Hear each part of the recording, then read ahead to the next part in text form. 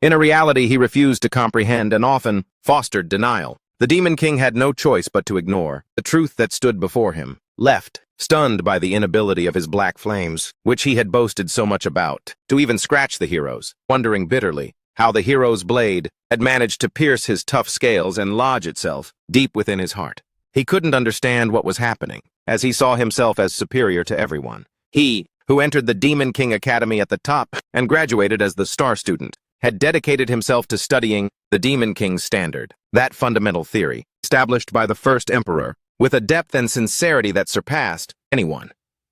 He followed the rules to a T, building the tower and kidnapping princesses as the standard required, then beating the heroes who came to rescue them, believing that their anger and pain were the ultimate feast for a demon king, and that killing them prematurely was a waste. The standards taught him to fatten them up before devouring them, for the stronger the hero, the more delicious the meal. He followed this approach with absolute devotion, believing that world domination was only a matter of time. And after absorbing the emotions of anger and pain from countless beings, he became a demon king unmatched in power. Lying there on the ground covered in blood, he screamed, questioning the reason for his end. In this humiliating way, his eyes filled with confusion and shock. Faced with this illogical defeat, the hero looked at him with disgust, describing him and the rest of the demons as identical trash, sarcastically explaining that demons set up the situation for themselves and yet always seem surprised by the result, a question for which he finds no explanation. And when the Demon King denounced his speech, the hero revealed to him that his kidnapping of the famous princess was merely a recognized signal to initiate the Demon King's activity and an invitation to stop him. The hero mocked the stupidity of the idea of killing the human king, explaining that doing so would plunge the kingdom into chaos. For if the king were kidnapped, those greedy for the throne would start a civil war, and thus human anger would not be directed toward the Demon King, which would mean he would neither evolve nor increase his strength, which contradicts the teachings of the standard that he sanctifies. The hero added, mocking and grateful at the same time, that if the heroes don't go to the demons in the tower, the demons send monsters to the villages, which helps the heroes train seriously. But it gets way better upon reaching the tower, as the first floor is always filled with the weaklings, making it an ideal place to level up and refine current skills. The Demon King recalled, with regret, how he had been careful not to kill the heroes halfway through, to harvest more energy, believing this was what the standard dictated to him. The hero pulled his sword out of the Demon King's body, and the Demon King screamed from the intensity of the pain. And here the hero confronted him with the harsh truth. When the tower gets old and boring, they simply kill the Demon King so a new king can appear, with a new tower, since the whole place is nothing more than a hunting ground, specifically designed for heroes. The laughter of the other heroes erupted as they mocked him, thanking him for helping them level up, sarcastically describing him not only as a demon king, but as the godfather who nurtured them. The heroes stood over the body of their exhausted opponent, rudely expressing their satisfaction with the abundant loot and sarcastically thanking him for providing the best place to increase their levels and train hard. The Demon King repeated the word Godfather under his breath, unable to believe the shock he received upon learning that his great tower was for them, nothing more than a training ground for collecting points. And even though the hero admitted his opponent's toughness, and that many heroes had met their doom, he downplayed those sacrifices, casually considering that they only contributed to increasing his personal fame, as the hero dismissively bade him farewell in preparation to kill him. The Demon King's wrath ignited over the mockery and insult he was subjected to, wondering with a burning sensation about the uselessness of the Demon King's standard. If this was the end, he refused to surrender to a vain death in this humiliating manner, so he screamed with all his might, declaring himself the Demon King, as an immense energy began to accumulate around him. But before he could do anything, the hero sliced off his head, and in the last moments of his life, he saw the other heroes laughing and mocking him, threatening them through his sharp gaze that they would pay dearly for insulting him, and he swore a definitive vow of that vengeance. But the hero stood beside him, warning his comrades not to damage the head, due to his greedy desire to seize the horns. The hero suddenly noticed strange sparks emanating from the body lying before him, as the Demon King decided in those moments to sacrifice the last drop of his life to achieve his goal. The hero realized too late that something dangerous was about to happen. The hero shouted, ordering his comrades to flee immediately. A terrifying energy exploded from the Demon King's body, causing a massive boom, and everything vanished amidst a huge explosion and the panicked cries of the heroes. In the final moments, the Demon King realized bitterly that the standard was completely wrong and that the heroes used it to mock them. He wished to have one more chance to ignore that standard and even feed it to the goblins in revenge for what happened. A voice calling the name, Vergadelis, pierced the stillness of the darkness, causing him to wake up and open his eyes. He suddenly looked around in extreme confusion, trying to comprehend what was happening, and wondering in astonishment if he was still alive. Voices rose, urging him to quickly proceed to the podium, only to realize that the name being called belonged to him. Vergadelis was in shock at what was happening, while another person ushered him onto the podium. The academy principal interrupted him, scolding him for his distraction on his graduation day despite being the genius student. And when his eyes fell on the red badge, the symbol of having completed the Demon King Academy, he realized that he had traveled back in time, 15 years to the past, specifically to the graduation ceremony, as they were being asked for the graduates to take the podium. He realized, despite his ignorance of the reason for his return, that this was his golden opportunity. One of the professors asked him to prepare, as the top student Vergadelis, to take the oath on behalf of the new Demon Kings. The glowing laws rose before Vergadelis, reminding him of the Demon King's standard, which requires building a tower within the domain, kidnapping a prince or princess, playing the role of a mastermind, causing chaos and leaving clues, feeding the heroes to harvest energy from them, and finally filling the lower floors with weak monsters to gradually increase the difficulty.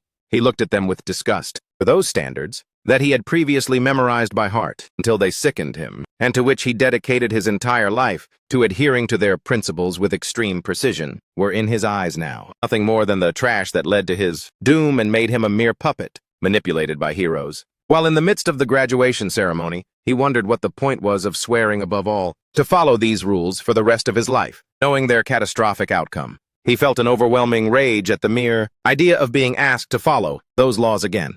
His silence did not last long, as the officer called out to him, asking him to step forward to recite the grand standard as the best in his class. But Vergadelis disrupted the expectations with his surprising and cutting response when he announced his total rejection. A state of confusion and astonishment prevailed among his fellow graduates, who didn't understand what was happening.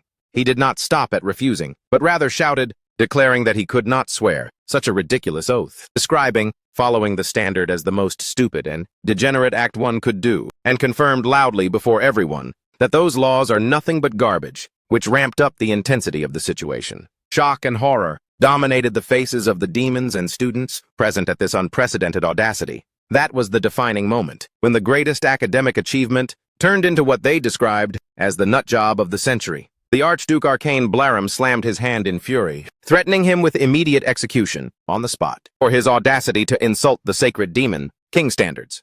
But he reconsidered trying to contain the situation, so he decided to grant him one last chance. Given his exemplary past behavior and undeniable, immense talent, he gave him a choice between retracting his reckless words and apologizing to the demon world at large, or facing the punishment of being assigned to the Arrain region. The hall buzzed with anxious whispers about Arrain, that dimension which is considered a graveyard for demon kings, and a sure death sentence, where they die there by the dozen. Some angrily wondered why a criminal like him was being granted another chance, instead of being killed, considering that an apology was not enough.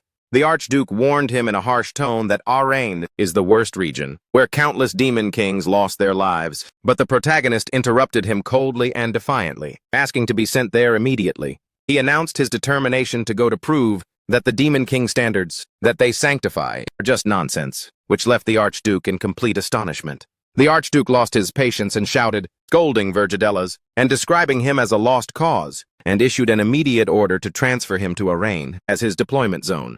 He decided to strip him of any privilege usually granted to the best demon kings and deprived him of any demons to accompany him. The gate opened to swallow him with a strict order, forbidding him to return to the demon world until the conquest was complete. As he fell through the portal, he accepted his fate, considering it an expected result of the chaos he had caused. In those moments, he realized that Arrain is the place where the heroes who killed him in his previous life reside. He recalled that even before traveling back in time, he himself had chosen Arrain in his first life, out of arrogance and the belief that the strongest should conquer the greatest difficulty. He admitted to himself that arrogance was what cost him his previous life, because the abundance of heroes there exploited his blind adherence to the standards. He finally landed safely, spreading his wings amidst the snows of the Everest Mountains in the northern continent, ready to begin his new journey. Vergadelis resolved this time not to allow a repeat of what happened before, deciding that he would be the one to exploit the heroes' standards for his benefit instead of being their victim. The events returned to before the start of the graduation ceremony. Gordon Dirick was carefully preparing, fixing his appearance as the first and best graduate of the Demon Academy. In accordance with the regulations of the demon world, the Academy trains demons to serve the Demon Kings, so the top-ranking demon is assigned to serve the top Demon King. This privilege sparked envy and jealousy from the other graduates, who came in second and third place, wishing they had put in more effort to earn the honor of serving Verge. Gordon saw all the Demon Kings as awesome, but firmly believed that no one matched Verge in greatness. He viewed him as a once-in-a-millennium miracle, a descendant of demonic dragons, whose mention history would immortalize. Considering that graduating in the same year as him was a massive blessing, his imagination took off, envisioning that together they could conquer any dimension. Imagining a huge statue, uniting them as a great king and his loyal assistant, he resolved with intense enthusiasm to have his own name etched into the glorious pages of the demonic world's history as well. But those rosy dreams collided with a shocking reality. When he recalled the moment Verge yelled, describing the standards as trash, Gordon was struck by an overwhelming shock that shattered his perspective, unable to believe that his idol would look down on the sacred standards. His mental image was completely destroyed, amidst extreme awe and horror at his king's words. The scene shifted to the deep region of the Urgis Mountains, on the northern continent, where Gordon arrived lugging heavy bags through the snow. Signs of confusion and desperation showed on him, as he wondered why all of this had happened. Verge was surprised to see him there, as he had been told earlier that no demons would be accompanying him, yet one was sent after all. When he looked closely, he recognized and welcomed him. Gordon started by asking him as he collapsed about the reason for doing that reckless act, but Verge pretended not to understand. Asking what he meant, Gordon erupted in anger, reminding him of his insult to the standards in front of everyone, and that this caused their exile to the deadly Aryan region, sure that he would die because of him. Verge tried to calm him down, joking that he would tear out his hair from extreme worry, to which Gordon responded by screaming that his hair was not the problem right now. In those moments, Verge compared his assistant's current state to what he was like before he went back in time, where he was characterized by confidence and calmness. He recalled when Gordon used to cheer him up, confirming that together they could overcome difficulties, and even claimed that he wouldn't have been excited if the mission had not been in Aryan. Verge realized that the state of panic affecting Gordon was justified, given the difference in circumstances, and decided not to tell him the truth of his time travel, so he wouldn't think he was crazy.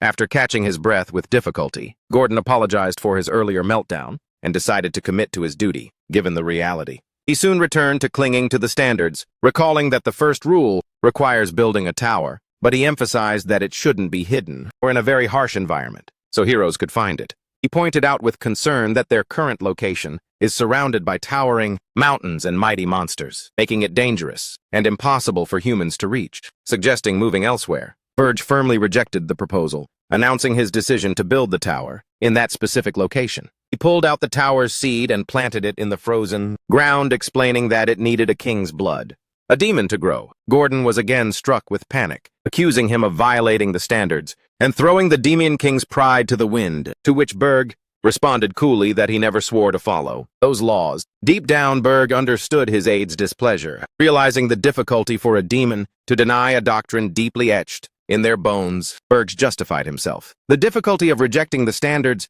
considering that unless one experiences death, or something equally drastic, they cannot deny them, because they are part of their makeup as demons. He abruptly cut his hand, directing his speech at Gordon to listen well, emphasizing that the Demon King's standards are just trash, specifically mentioning his current region Arrain. His blood flowed onto the tower seed to activate it, and the seed immediately responded, releasing a beam of red light and creating a magic circle in front of them. Berg explained the reason is because Arrain was rotated with heroes beyond all description, while the tower performed the identification process with its user, Bergadeus, of the Black Flame Demonic Dragon clan. The tower began to truly appear. Berg revealed the harsh truth to his follower, that humans, after destroying countless towers, realized how they functioned, and used the Demon King's standards as a weapon against them, which explains the constant deaths of kings in this region. To Gordon's astonishment, Berg scoffed, saying they should be called hero standards, because they no longer serve the demons, the invocation of the imposing tower. amidst the snow was completed, and the two stood in front of it contemplating its enormity. Burge invited his assistant to enter, only to find the first floor completely empty. Gordon noted with regret that a normal tower should contain complex structures and monsters, but this tower is empty and featureless, as if designed for a demon king, stripped of privileges. The situation continued until the 5th floor, where the king's room was located, which was also empty. Gordon accepted the reality regarding the tower, that it was already built, but insisted on the need to follow at least the second rule of the standards. He reminded Berg of that rule, which mandates kidnapping a prince or princess, preferring them to be close to the throne, to ensure obtaining greater demonic energy. He asked permission to offer a suggestion, to which the king agreed. He then showed a map, pointing out that the kingdom of Corson is the closest to the Urgus Mountains. He enthusiastically suggested kidnapping the princess, with the highest rank and succession, to absorb the kingdom's wrath and grief, and grow quickly. Berge interrupted him, accepting the kidnapping idea, despite anticipating Gordon's doubts, but pointed to a specific princess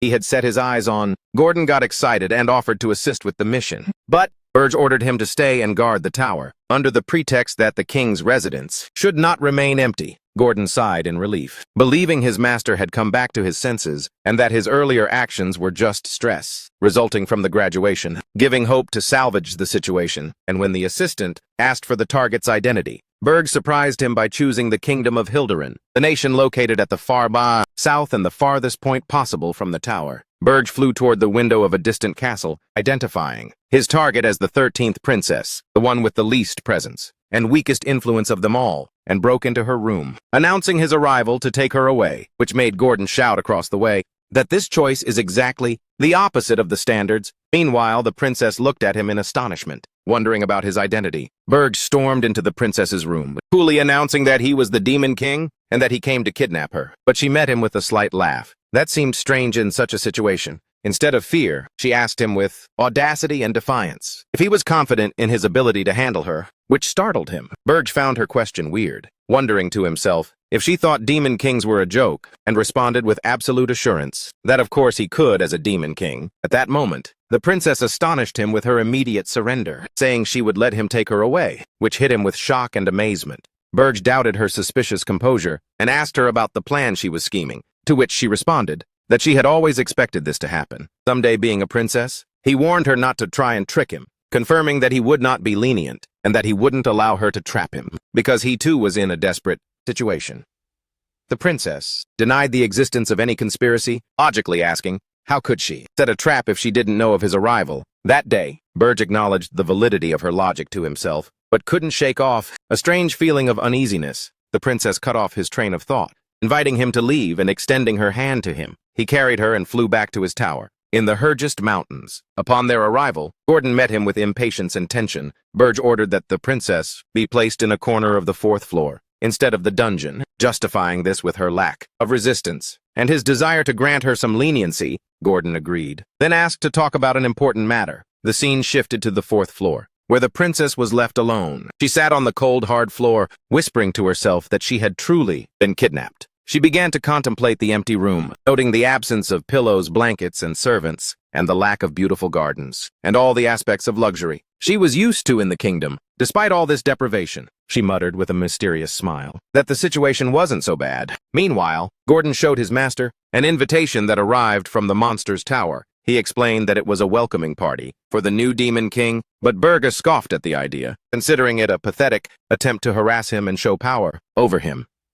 He added that the pride of demon kings usually prevents them from cooperating, but the unprecedented harsh conditions of Araya forced them to abandon that pride and work together. Berg decided to accept the invitation, admitting that he had previously ignored them, thinking they were weak, but that he now saw the need to communicate with them. Berg arrived at the imposing monster's tower in the middle of the forest. There he was met by Draxon, the demon king of the monsters, who has ruled the place for 70 years, sitting on his throne ferociously devouring meat. Draxon asked him disdainfully if he was the new king, who scoffed at traditions, describing him as unimpressive. Berg coldly replied, asking if he wanted a fight, and asking him to state the reason for the invitation. Draxon sarcastically closed in, and revealed that Archduke Blarimph was the one who tasked him to keep an eye on him. Berg replied with a direct insult to the Archduke, describing him as a troublesome old vampire, and mocking that his exile to Arin wasn't enough to make him happy. Draxon became enraged at this audacity. In addressing the Archduke and in a sudden provocative move, threw a piece of meat towards Berg's, ordering him to lick it. Draxen threatened to forgive his rudeness if he licked the piece of meat, but Berg ignored his threat with a rhetorical question, asking if Draxen truly didn't know the reason for his presence there. Draxen arrogantly explained that he knew the reason, Berg's mockery of the sacred Demon King traditions. Berg cut him off and reminded him that those traditions forbid them from killing each other. Then he stamped the floor with his foot, causing it to crack from the force of the impact. Draxen was shocked by his strength. Berg sarcastically asked if he truly thought he would stick to that rule. Draxen felt a terrifying aura emanating from his opponent. Realizing too late his error in judgment about the situation, he tried to stammer out, mentioning Archduke Blarimf and his orders to secure the kidnapping of a princess, threatening Berg with losing his authority. If he didn't submit a report within a month, Berg cut him off coldly, telling him he expected this conversation and revealed that he had indeed kidnapped a princess. He added in a tone that carried an implied meaning that she fit his taste perfectly, which sparked Draxen's confusion. Berg left the monster's tower, leaving Draxen behind. He then returned to his tower in the Hergest Mountains. Gordon praised his master for displaying the Demon King's greatness, but Berg dismissed what had happened, confirming it was nothing special, and that his opponent wouldn't dare do anything further for the moment. Despite that, he emphasized the need for preparation and ordered Gordon to check on the princess's condition, to learn how to exploit her. In his heart, Berg felt worried about the stance of the other Demon Kings, realizing that their unity against him would represent a major obstacle. He admitted that the consequences of mocking the traditions were greater than he expected, but insisted that if time went back, he would choose the same path again, preferring death. Rather than bowing to that garbage, he decided not to repeat the mistakes of the past and build his foundation from scratch. This time, although he expected to gain few energy points from kidnapping a low-ranking princess, he considered it the safest option. But suddenly, he was shocked when he checked his points and found them exceeding 13,000, which sparked his extreme astonishment. His thought was interrupted by the arrival of a video message from the monster's tower, making him wonder about its content. Draxen appeared in the video, congratulating Berg as the new Demon King, expressing his desire to offer a gift as a gesture of goodwill. Despite their bad first meeting, Draxen admitted that Berg's achievements in Arine are not easy, showing admiration and wondering if his mockery of traditions was just a cover for something bigger. Berg sensed something wasn't right. Suddenly, Gordon burst into the room terrified, shouting that there was a serious problem on the 4th floor. Berg hurried there to find an unbelievable scene. The floor that was empty and cold had turned into a lush garden, filled with flowers and butterflies. The state of the tower showed that the naturalization process was underway. On the 4th floor, in the middle of this magical garden, the princess was standing, surrounded by elemental spirits, making Berg realize that she created an entire ecosystem inside a magical tower. He realized that this achievement could only be done by someone who mastered all 4 elements, and remembered that there is only one spiritual elementalist on the continent capable of that. He confronted her with the fact that she wasn't the 13th princess, as he thought, to which she replied with a smile that she expected him to mistake her for Elena. Berg asked her in astonishment about her true identity. She revealed her name, Anna Hildebrand, proudly stating that she is the first princess of the Hildebrand Kingdom. And in the kingdom, the shocking news spread. The first princess had been kidnapped by the Demon King in the Hildebrand Kingdom. The king was enraged, shouting and threatening whoever dared to kidnap his beloved Princess Anna, and immediately ordered the gathering of the strongest heroes and the entire army to retrieve her and cut off the head of the foolish Demon King. In the midst of this chaos, the princess returned to remind Berg of his previous question about whether he could handle her. Confirming that was the reason behind her question, Berg explained that he hadn't been fooled by her appearance, since he had heard talk of the existence of a genius elemental witch, full of mana, and it was impossible not to detect her. Wondering curiously how she had hidden that immense energy from him, the princess revealed a ring on her hand, explaining it was a royal relic that could conceal mana. The princess asked Berg if he intended to return her after discovering her true identity, but he completely rejected the idea, considering that returning the princess would make him the laughingstock, and no kingdom would fear him, which would make collecting demonic energy difficult. He decided to keep her at any cost. Suddenly, the system detected immense rage directed at him, which caused an uncontrolled surge in his demonic energy points, exceeding 19,000 points. Berg realized that the kingdom had identified him as the kidnapper, and that the situation wouldn't change. Whether she was the 1st or the 13th princess,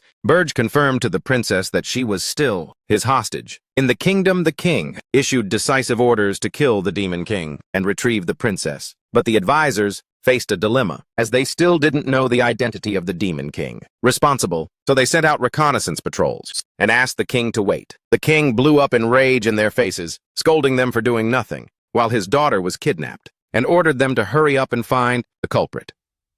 One of the advisors reminded the king of the recent incident of the kidnapping of a prince from a neighboring country by the Demon King of Lust, and how that sparked everyone's wrath and led to his death at the hands of the heroes. He wondered in confusion about the reason for the appearance of another Demon King who dared to kidnap his princess despite that living example. Considering the matter extremely bizarre, the rest of the advisors realized that something was truly strange. The king deduced that the news indicated a new Demon King. Suddenly a soldier arrived to inform them of important information. Traces of teleportation magic had been detected heading north toward the Herges Mountains. The king and his advisors were surprised by the destination, as the Herges Mountains are located on the far north end, while their kingdom is on the far south end, in the Demon King's tower. Gordon expressed concern about the arrival of the army from the kingdom of Hilderin, but Berg smiled confidently, sure that the kingdom of Hilderin could not reach him, given the danger of the path and the presence of many countries between them and the mountains. He had calculated the vast distance and the geographical and political obstacles that prevented an army's passage through other countries. Berg added that the intermediary countries would not open their borders to a foreign army, leaving him only one option: to hire a heroes guild. The king bowed to reality and ordered to contact the Heroes Guild, but at the guild headquarters, panic and hesitation prevailed as soon as they heard that the destination was the Herges Mountains. The heroes refused to risk their lives in a place teeming with hellish monsters, considering that the king of Hilderin would be sending them to certain death. Berg predicted this scenario accurately, knowing that the heroes, driven by money, wouldn't risk going to such a dangerous place, and for this reason he chose to build his base there. His strict planning and deep knowledge of Aaron impressed Gordon, who felt as if his master had lived in this place before, despite his apparent rule-breaking. In the kingdom, the king shouted in extreme astonishment and rage upon seeing that no hero offered to take the mission, wondering how they dared to call themselves heroes by failing to save the princess. The advisor tried to calm him down, explaining that the heroes in the Aaron region are different from others because they care about material gains more than anything else, which makes them extremely selective in their missions. Meanwhile, inside the tower, Berg was examining the system store, which offered him to buy soldiers like skeletons at a cost of 10,000 points, or weaken the dimensional interference. Realizing that forming a proper army would take a long time and immense resources, he sat on his throne thinking seriously, realizing that his current demonic energy was absolutely insufficient to face an entire army of heroes. He remembered the old fear he knew well from his previous life. To overcome this obstacle, he issued an order to Gordon to contact Draxon immediately, announcing his intention to sell demonic energy for human money. Gordon was struck by overwhelming shock. Screaming in amazement and disbelief at the idea, he tried to object, explaining that demonic energy is the currency of dreams that allows them to transcend the limits of their race and unlock the features of the tower and summoning monsters. So how could he exchange it for cheap human money? Berg justified his decision, saying that he was sure Draxon would pay a huge sum, and that without that money, he couldn't stop the heroes with his current energy, and confirmed that there was one thing he could do using human money. Directing his gaze towards the fortress city, Holton worked near the mountains. Berg arrived disguised in mercenary attire at the gate of the city, where the guards sternly stopped him, denouncing the madness of a mercenary coming alone to the Herges Mountains and being suspicious of him. Instead of arguing, he tossed them a gold coin, which caused them to freeze. He winked at them, indicating to share the amount among themselves, which made them open the passage for him immediately. He entered the city and resolved to look for a guide. Due to his lack of knowledge of the details of the place, the scene shifted to the headquarters of the mercenary guild, Crimson Hawk, where the members were casually drinking, and one of them suggested leaving soon, but the leader rejected the idea, considering the place ideal. The leader explained his philosophy, based on letting the soldiers fight the monsters, while they content themselves with collecting the battle spoils, wondering what could be better than that. The conversation turned to rumors of the new demon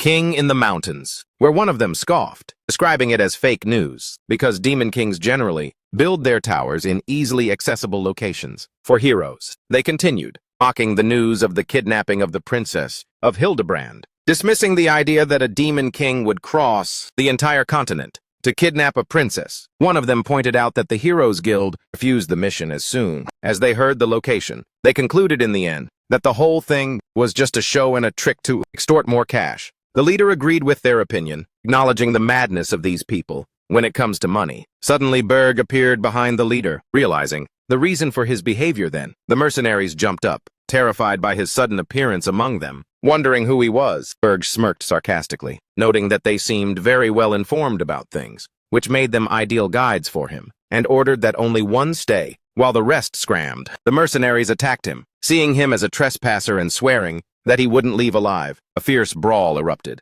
But Berg countered them with extreme skill, delivering devastating strikes. One of them tried to blindside him from behind, but Berg blocked the attack with unbelievable speed. The enemy was shocked when Berg grabbed his hammer that easily. He eventually found himself surrounded by mercenaries, pointing their crossbows at him. Berg continued fighting and chucked the massive enemy towards the other mercenaries. The mercenary leader got spooked and called Berg a freak after he dealt with his buddies with total ease. Outside the mercenaries' building, one of them desperately asked why they were still fighting, and another wondered why they weren't tired after so much action. After Berg finished off the rest of the mercenaries, he approached their leader. He slowly walked towards him, with his eyes shining in the darkness. He assured him he would keep him alive if he answered his questions. The mercenary leader, lying beneath him, trembled in fear and quickly agreed, begging for mercy. Berg asked them about the location of the slave market. The leader guided him to a luxurious palace with a huge iron gate. Berg saw that the market only sold human slaves. The leader asked him with hesitation if that didn't please him, for Berg to ask if there was anything rarer, and toss him a bag of gold coins. The leader's attitude immediately changed, and he led him to another section of the market. On the way, Berg wondered to himself how the leader could remain calm after seeing what happened to his mercenary followers, bitterly concluding that humans and demons are no different. The former craves money and the latter craves power. They arrived at underground dungeons, where the leader pointed out the path to him. Berg recalled when Gordon asked him what he intended to do with human money, to which Berg replied that he would buy slaves. He precisely defined his target. Other races captured by humans. He explained that he was specifically looking for an elf, known for their integrity to use as a spy, to sow chaos among the hero's ranks. Meanwhile, the hero Kenta Cargill arrived at the kingdom, where the king welcomed him warmly, expressing his confidence that the hero would accept the mission. Kento confirmed his acceptance, promising to save the princess and bring the Demon King's head in the name of justice. Back at the slave market, the merchant asked Berg what kind of slaves he wanted. So Berg pointed to a detained elf and said he would buy him, indicating that the mercenary would pay the price. The mercenary was startled and objected, but Berg gave him a terrifying glare that made him immediately back down and accept with a stutter. Berg asked his companions to leave the room because he wanted to check something, but the merchant warned him that the elf might go bonkers. Berg assured him he would pay the price if any damage occurred. Berg looked at the chained elf, noticing how the humans had turned this noble creature into a wretched slave. The elf sensed Berg's demonic energy and asked him in astonishment why a demon was interested in an elf. Berg offered him a chance to get revenge on the humans. The elf admitted the offer was tempting, but he couldn't trust demons, just as he didn't trust humans. Berg assured him that he was different and offered him a deal 50 years of loyalty in exchange for safety and freedom, and reminded him that 50 years wasn't much time for his race, and that this offer was way better than the humiliation he was living in. But the elf rejected the offer, reminding Berg that demons seek to destroy the world tree, which the elves serve, and consequently, destroy the world it upholds. He sharply asked how he could trust him. Berg realized deep down that the elf had a point, and that asking an elf for help was weird to begin with. Berg swore by the Demon King's standards that he would keep his promise and would not harm the world tree, an oath that for demons holds the same sanctity as the tree does for elves. In return, he asked the elf Granada of the Mapul tribe to swear by the world tree loyalty to him for 50 years. Granada was surprised by the strange behavior of this demon, but accepted on the condition that he see the Demon King who sent Berg here. Berg stunned him by revealing his true identity as the Demon King himself. Granada was in utter shock at what he said. Granada scoffed at this claim, calling out the idea that a Demon King would come himself to buy a slave, especially since their power fades the further they stray from their tower. He sarcastically challenged Berg, saying he would swear loyalty for 100 years, instead of 50. If he proved his words were true, the scene immediately changed to the 5th floor of Berg's tower, where Granada suddenly found himself. Berg reminded him of the 100-year promise, making Granada realize he was before a true Demon King. Granada started griping about the tower's emptiness, pointing out the lack of anything. Up to the 3rd floor, his disapproval increased when he saw that the 4th floor only contained nature, with no monsters at all, sarcastically wondering how Berg planned to stop the heroes with such a rundown tower. He assured him that at this rate, it wouldn't last a single year before the heroes tore it to shreds, refusing to work in a place like that. Berg responded with an immense pressure of his pure, demonic energy, reminding the elf of the contract concluded between them. Granada felt extreme terror at that overwhelming power, certain that he was in the presence of a true demon king. He gradually realized a terrifying truth. The tower, despite its emptiness, is located in the Urgus Mountains, filled with disaster-level monsters. Yet no monsters attacked them as they came, which meant those monsters feared this demon king. Granada bowed to the reality and swore the oath of loyalty. In the name of the great world tree, promising service for 100 years. Deep down, he was hoping to get his revenge through an evil plot the king would assign him. But Berg surprised him with his first request and asked him to prepare a meal. The elf was stunned, not understanding the deal. As he cut vegetables in the kitchen, he wondered in confusion why he was doing these household chores instead of engaging in an evil plot. The princess, Anna, joined him, offering help enthusiastically, adding to the elf's confusion about what was going down. In this place, everyone moved to the dining room on the 5th floor, where they sat around a feast-filled table. Granada asked his master hesitantly about the girl's identity, and Berg revealed that she was the first princess, Anna Hilderang. Granada was struck by another shock, yelling at his master like a lunatic for kidnapping the crown princess. He went on to question the use of the empty tower against the imminent attack of the heroes, but Berg didn't care and ordered him to sit and eat, explaining that this was the real reason for buying him. His cooking skill is top-notch. The princess also sat down smiling,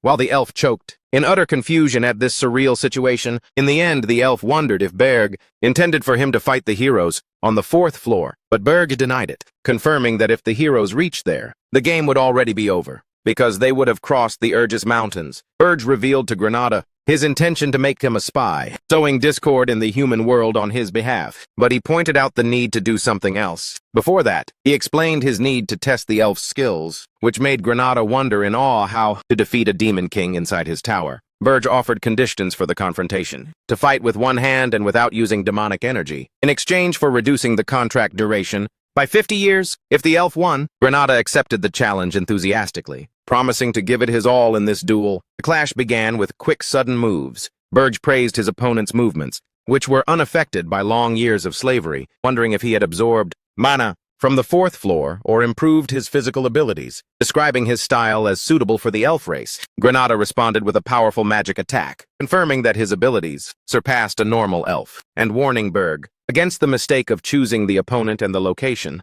The elf managed to tie Berg's foot with magical plant roots. He saw in this a golden opportunity to reclaim his 50 years, considering his opponent's defenses completely exposed. He aimed a direct, confident blow toward Berg, but suddenly he was surprised by the terrifying aura of power, and remembered in horror who he was facing. Berg reassured him that he would keep his promise not to use demonic energy, and that he would control his power to avoid killing him. Granada tried to stop him in panic, but Berg delivered a powerful punch that ended the confrontation. The scene shifted to the city of Horton Walk, where the headquarters of the mercenaries, Crimson Hawk, is located. Crimson Falcon. The mercenaries welcomed Berg very warmly this time, expressing their honor to meet him again. He offered to hire their services for a year, which the leader accepted, immediately asking about the budget, while a member muttered in disgust about their leader, fawning over the person who beat them up. Berg tossed a heavy bag full of gold as an initial payment. The mercenaries declared their eternal loyalty to him, claiming that loyalty is their thing, while their leader was seriously thinking about replacing them with another squad in the future. Berg ordered them to include the man,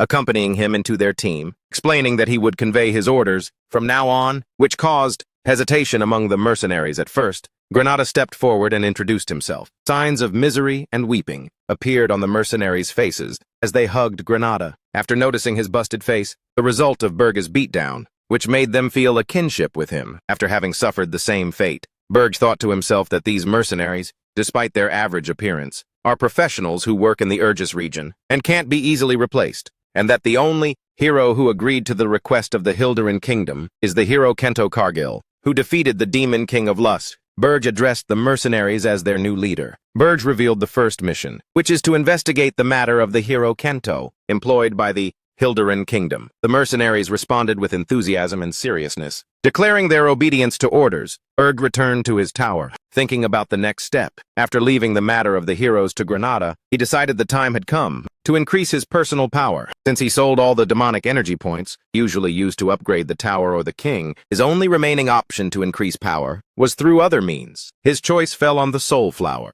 a crystal of mana that sprouts after absorbing the energy of nature and grants immense power to the one who consumes it. Berg thought to himself that the Hergest Mountains, due to the harsh mana storms and strong monsters, kept their virgin nature untouched by human hands, which allowed the soul flowers to absorb the mana of nature for long years and become extremely pure. He considered the place a buried treasure for these flowers, and although they are less effective than demonic energy, they are better than nothing. So he decided to go search for them. Gordon warned him of the danger of going unprepared, comparing it to looking for a needle in a haystack, and reminding him that the monsters would attack him. As soon as they saw the chance, Berg replied with confidence that he could handle the monsters easily, but conceded the difficulty of finding the flowers. As Gordon mentioned, unless he possessed an excellent mana detector. Their conversation was interrupted by a slight knock on the door. Princess Anna poked her head in, with a cute blue slime creature. On her asking if they were busy, Berg and Gordon were surprised to see her. The princess came out, running and playing happily with the elemental spirits that filled the place, and seemed to be enjoying herself a lot. She expressed her extreme enthusiasm, admitting that she had been bored recently, and reminded Berg of his promise to let her decorate the 4th floor to her liking. Berge was stunned looking at her, seeing that she had already decorated the place to her liking, wondering how far she would take it, and that the mere idea of her decorating a demon king's tower was a crazy thing in itself. The princess turned to him with a shy smile, admitting that she didn't expect to be allowed out of the tower, but was happy to have come to check. Berg suddenly picked her up in his arms, asking her to hold on tight, and flew her out of the tower. Before she could figure out what was going on, he took off with her. Flying into the sky at high speed, the princess looked at the world from above, with wide, astonished eyes, admitting that she hadn't realized the beauty of the scenery because she was kidnapped in the dark. The sight of the sunrise and the clouds dazzled her, and she murmured in awe about how vast the world is. She recalled her monotonous life in the palace, where every day was a repeat of the last, of magic training and studying the rules. Believing she would spend her whole life that way until she died, she told Berg that she might be the only person to fly over the Urge's mountains. Berg didn't care about the information, but directed her attention to the task required of her. The princess asked him to call her by her name, Anna, since they would be spending a lot of time together. Berg agreed, but scolded her for forgetting her position, threatening to transfer her to the underground prison if she didn't use her spirits to find the soul flowers. Anna apologized and used her water spirit and wind to search. Berg expected the search to take time, but was confident they would be faster than him. Suddenly, Anna screamed that she had found something. Berg landed at the specified location to find monsters surrounding the flower, and said that there were guests who beat them to it. A group of huge monsters appeared, and Berg explained to the princess that the monsters are a demon race that abandoned the demon world, asking them to obey his orders as Demon King not to touch the flower and leave. Demon not to touch the flower and leave, but the monsters refused to obey, declaring that they don't listen to the words of demons and don't like them, and threatened to kill him. Berg laughed sarcastically, acknowledging that Gordon was right, and realized his mistake in expecting any logical thought from monsters, deciding to burn them all and turn them to ashes. The monsters attacked fiercely, screaming, with intent to kill and protect what they considered theirs. The battle began. Amidst cries of pain and flames, the monsters charged at Berg, yelling in rage, but Berg burned all those who stood in his way. One of the monsters directed their orders to strike the weakest, first pointing at Anna. The monsters rushed towards her with immense force, but Berg fired blazing flames towards them, wiping them all out. While Anna stood firm, she recalled that the Bull Tribe orcs are known for their ability to take down ogres if they cooperate, but still saw them helpless, even to get near her. Berg unleashed immense demonic energy, making Anna realize his destructive power. In a moment, the scene turned into total destruction. Where Berg stood alone amidst corpses, Anna was astonished by the mana purity emitted by a ruby spiritual flower with water and ice attributes that she found in the middle of the snow, but Berg warned her not to be greedy with it. Berg promised he would give her one if she found more, which made her eyes gleam with joy and excitement, and he commented sarcastically that humans only get excited over rewards. But unfortunately, Anna didn't find any other flower, despite her exhausting search until exhaustion. They returned to Berg's tower, exhaustion. They returned to Berg's tower, where Berg thought about Anna and how she is the first princess of Hildegard, and murmured that he initially thought she was a mistake. He realized that she might be more useful than he expected. Gordon told Berg that he received a sudden and quick call from Granada, where Granada told him that the hero, Kento and 32 other heroes, had departed from the capital, but they were not heading towards the mountains. Ergus explained that he would stick to the classic hero's path, forming a team, and then growing through villager quests and increasing their strength. During the journey, Gordon offered alternative plans for the hero's journey, asking Berg to read them carefully. But Berg surprised Gordon by tossing those plans aside, which sparked his astonishment. Berg announced his shocking decision not to send any monsters or obstacles to hinder the hero's journey. This time, he justified that incomplete obstacles only managed to make the heroes stronger, and he ordered Gordon to relay this message to Granada and accompany the heroes with the mercenaries to gain their trust. Gordon commented that his master, as usual, doesn't follow traditional standards, and anxiously wondered how to stop the heroes with his current tower. Berg assured him that he would reinforce the tower, but using a dwarf, Gordon strongly objected, considering that the presence of a dwarf, along with a human and an elf in the tower, would make them the laughingstock. Berg mocked his complaining followers. Berg explained that he did not intend to rely on the dwarf himself, but on the magic tools made by the dwarves. He explained his devilish idea. Given that the heroes are accustomed to the Demon King's standards, they would expect weak monsters on the first floor, but would be surprised by dozens of cannons. Gordon realized that the heroes would not be ready for that. He shook his head in despair, admitting that this plan is a far cry from the familiar standards. Suddenly, Gordon screamed in panic, pointing at another kidnapping that had just occurred. The scene shifted to the city of Waltner, the dwarves' underground city. There, Loger Friedrich, the best blacksmith among the dwarves, was skillfully practicing his trade. Loger seemed unaware that he had become the next target of this rebel Demon King.